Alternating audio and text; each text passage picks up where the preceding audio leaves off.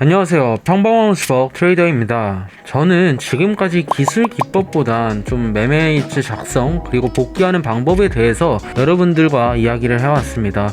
그러나 오늘은 복귀나 훈련이 아니라 제가 매매를 할 때 실제로 사용하는 패턴 중 하나를 공개하도록 하려고 합니다. 그러니 아직 본인만의 기법이 없는 분들은 오늘 영상 끝까지 시청해 주시면 감사하겠습니다. 오늘 여러분들에게 알려드릴 부분은 제 플레이북에 있는 패턴 3가지 중 하나를 설명하려고 합니다. 그것은 바로 추세 전환 패턴입니다. 일단 기본적으로 우리가 추세 전환 패턴에 대해서 알아야 할 부분은 추세 전환 패턴을 이용해 매매를 하신다면 승률이 아니라 손익비가 높은 매매를 한다는 것을 완벽하게 인지하고 매매를 해야 한다는 것입니다.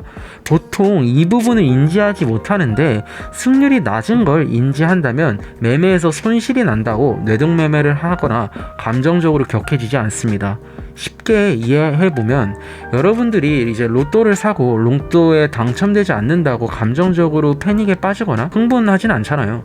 왜냐면 여러분들도 이제 로또에 당첨되는 확률 자체가 너무 낮다는 것을 알기 때문에 이를 완전히 인지하고 받아들인 상태라는 것입니다. 제가 말하는 추세전환 패턴은 다른 패턴에 비해 확률이 낮은 패턴이니 손절이 나간다고 감정적으로 흥분해하지 않아야 됩니다. 다시 본론으로 돌아가서 일단 제 추세전환 패턴의 기본 조건 2가지를 바로 설명해 보도록 하겠습니다. 조건 1번. 조건 1번은 상승 추세에서는 전고점 구간을 상승 돌파한 이후 곧바로 재진입하는 형태가 나와 주어야 한다는 것입니다.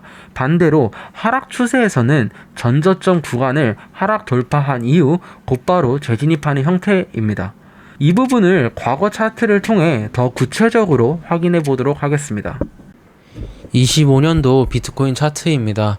일단 차트를 보면 전고점 구간을 상승 돌파한 이후에 곧바로 재진입하는 형태를 볼 수 있습니다. 여기 보시면 전고점 구간을 상승 돌파했다가 바로 재진입하는 패턴입니다. 바로 이 부분이 전제 조건 중 하나 1번입니다. 다시 한번 말씀드리자면 상승 추세에서 전고점 구간을 상승 돌파한 이후 곧바로 재진입하면서 가격이 빠지는 형태를 말씀하는 겁니다. 그래서 이런 패턴을 좀 더 눈에 익어 두시면 되고요. 자, 하락 추세에서도 이제 한 번 더 볼 건데요. 이제 상승 추세에서는 전고점 구간이고 하락 추세에서는 그 반대인 전저점 구간이겠죠. 여기서도 똑같이 전저점 구간을 빠르게 하락 돌파한 이후에 곧바로 재진입하는 패턴입니다. 여러분들이 여기서 보셔야 되는 거는 여기 일단은 하락 추세의 저점 구간을 하락 돌파했다가 이제 곧바로 다시 재진입하면서 반등이 나와주는 형태입니다. 자, 상승 추세에서는 전고점을 상승 돌파했다가 곧바로 다시 재진입하는 이런 형태고, 하락 추세에서는 전저점 구간을 돌파했다가 바로 반등이 나와서 재진입하는 패턴입니다. 자, 근데 여기까지는 너무 쉽죠. 추세의 형태는 그냥 눈에 익히면 됩니다. 근데 이제 문제는 곧바로 재진입한다. 전저점 전고점 구간을 상승 혹은 하락 돌파한 시점 이후에 곧바로 재진입한다 했을 때 그 곧바로 이 부분이 사실 되게 주관적인 해석이 많이 들어가야 되기 때문에 기준 잡기가 모호합니다. 그래서 제가 지금 바로 어떻게 기준을 잡으면 되는지에 대해서 좀 설명을 드리려고 해요. 근데 이제 여러분들이 보셔야 될 때 어떤 거를 파악하면 되냐면 시간을 파악하면 됩니다. 예를 들어서 상승 추세의 전고점 구간이 있어요. 이 상승 추세의 전고점 구간을 내가 상승 돌파했는데, 그리고 나서 이 돌파하고 나서 이 재진입을 할 때 돌파한 시점에서부터 추세가 진행된 이 기간보다 더 짧게 빠지면 곧바로 재진입하는 패턴입니다. 근데 여기서 돌파하고 나서 추세가 진행된 이 기간보다 더 오래 걸리게끔 빠지는 건 재진입하는 패턴이 아닙니다. 무슨 말인지 이해되셨나요? 그러니까 좀 더 쉽게 얘기해서 이제 이 전고점 구간이 돌파되는 시점부터 추세가 진행되는 지점까지 걸린 시간보다 더 짧은 시간 안에 돌파한 자리를 다시 재진입한다면 이거는 곧바로 재진입했다라고 볼 수 있다는 것입니다. 근데 다만 이제 돌파하고 나서 여기 구간을 돌파하고 나서 재진입하지 않고 시간이 오래 걸린 상태에서 다시 재진입을 한다면 이거는 이제 곧바로 재진입했다는 것이 아니고 패턴 조건에 성립되지 않는다는 것입니다. 자, 이제 1번 조건은 여러분들이 다 아셨죠? 1번 조건은 추세의 형태에 대해서 설명을 드린 겁니다. 그 다음 2번 조건은 거래량입니다. 추세전환 패턴에서는 이 거래량이 핵심인데, 여러분들이 매매를 하시다가 추세의 변곡점이라고 판단되는 지점에서는 반드시 대량 거래량 혹은 거래량이 증가하는 추이를 확인하셔야 합니다. 제 추세 전환 패턴에서는 이 거래량이 증가하거나 크게 터진 구간이 전고점 구간 그리고 재진입할 때 이렇게 두 가지 구간에서 형성되어야 합니다. 이번 조건 역시 실제 차트를 통해 지금 바로 확인해 보도록 하겠습니다. 일단 이번 조건은 거래량인데 이제 거래량이 어떻게 뜨냐를 보셔야 되는데 거래량이 떠야 하는 구간은 총 두 구간입니다. 첫 번째 전고점 구간, 상승 추세선 전고점 구간, 뭐 하락 추세선 전저점 구간이겠죠. 전고점 구간 그리고 이 전고점 구간에 재진입할 때 이 재진입할 때의 거래량이 양쪽으로 이렇게 뜨는 형태가 나와야 됩니다. 그러니까 여러분들이 이 전제 조건 2번에서 아셔야 되는 건 딱 너무 쉬워요. 한마디로 왜 전고점과 전저점에 일단 거래량이 떠야 한다. 이게 한 가지가 있어야 되고 그리고 이 전고점과 전저점을 다시 재진입할 때 거래량이 나와야 된다. 그래서 약간 이런 형태예요. 패턴이 이렇게 가다가 여기 상승 돌파하고 바로 빠지는 경우인데 여기 두 구간에 거래량이 떠야 합니다. 근데 뭐 대량 거래량이 꼭 뜰 필요는 없고, 그러니까 대량 거래량이 나오면 베스트긴 하지만 거래량이 증가하는 추이, 이 거래량이 증가하는 추이 있잖아요. 여기서 이렇게 거래량이 증가하는 추이가 나와도 거래량이 성립이 되었다고 판단하시면 됩니다. 뭐 다른 예시로 또 들어가서 보면 이번에 하락 추세를 볼게요. 하락 추세에서 일단 1번 조건부터 보면 하락 추세에서 전저점 구간을 하락 돌파 이후 곧바로 재진입하는 패턴이 만들어졌습니다. 이때 거래량이 어떻게 나와야 되냐면 전저점, 여기 제가 잘못 체크했네요.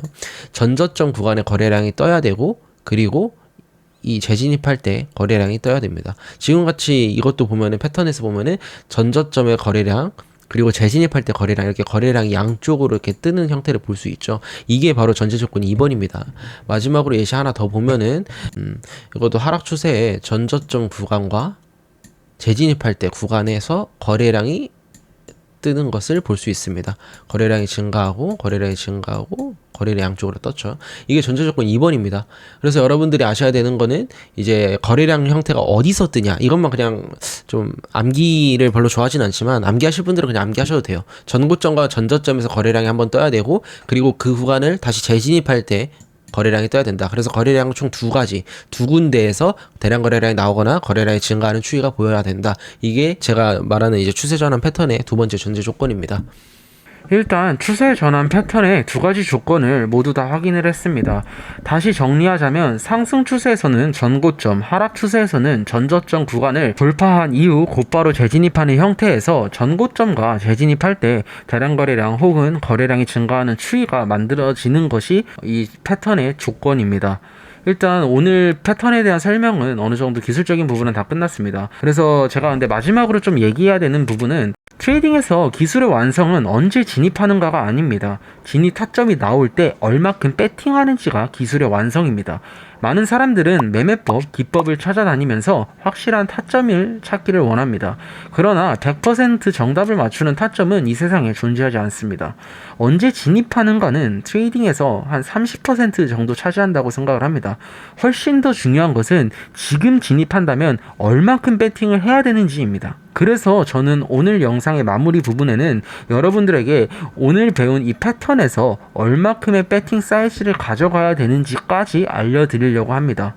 기본적으로 유리할 때는 강하게 배팅을 해야 하고 불리할 때는 약하게 배팅을 해야 합니다. 여기서 제가 말하는 유리하고 불리하고는 당연히 패턴에 대한 승률을 말을 합니다. 오늘 제가 알려드린 추세 전환 패턴은 역추세 타점에 속하기 때문에 승률이 낮은 편에 속합니다. 그렇다면 당연히 첫 포지션은 약하게 시작을 해야 합니다. 제 기준 추세 전환 패턴에서는 첫 포지션의 리스크는 운영하는 자금의 2% 이하에 비중은 30% 정도로 진입을 합니다. 그리고 추세 전환이 확실히 된다고 판단되는 지점에서 추가 매수를 하여 피라미딩을 하는 매매 방식으로 매매를 진행합니다. 간단히 차트를 통해 예시를 보도록 하겠습니다. 일단 오늘 배운 이제 추세 전환 패턴을 이용해서 매매를 하실 때 제가 아까 전에도 누차 얘기했지만 매매에서는 비중 들어가는 배팅 사이즈가 훨씬 중요합니다.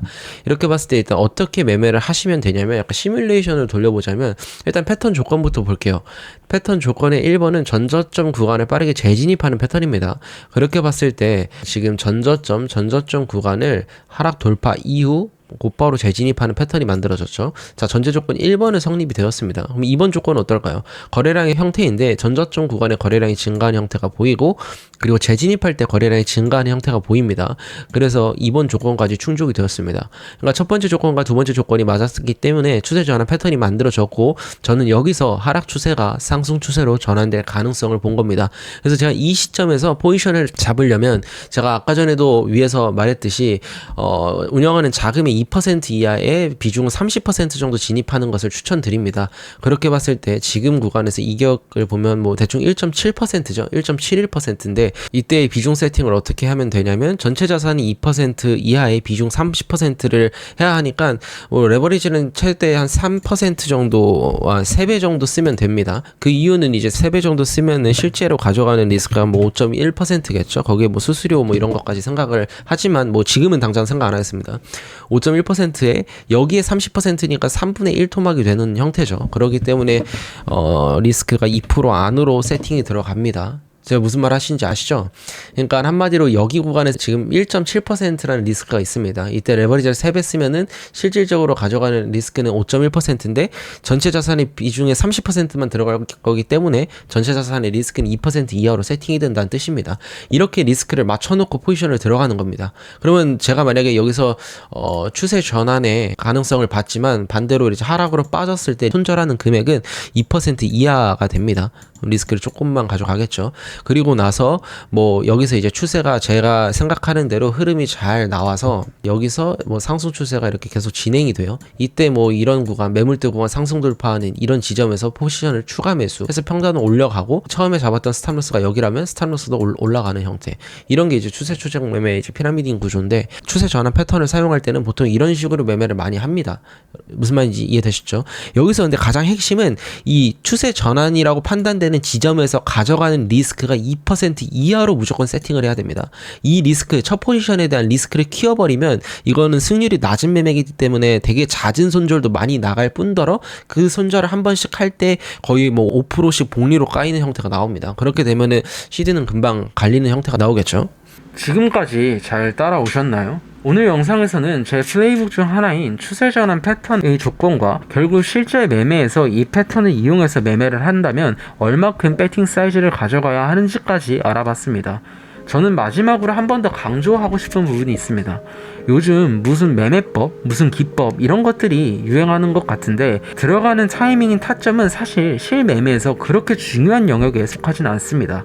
아주 간단한 기법을 사용하더라도 그에 맞는 배팅 사이즈와 리스크 관리가 뒷받침해준다면 충분히 수익을 내는 매매를 하실 수 있습니다. 여러분들은 더 새롭고 특별한 매매법을 배우는 것에 시간을 쏟을 게 아니라 지금 하는 매매 방식이나 간단한 매매 방식을 백테스팅하여 본인의 기술에 대한 확률적 판단을 하는데 시간을 더 쏟아야 합니다.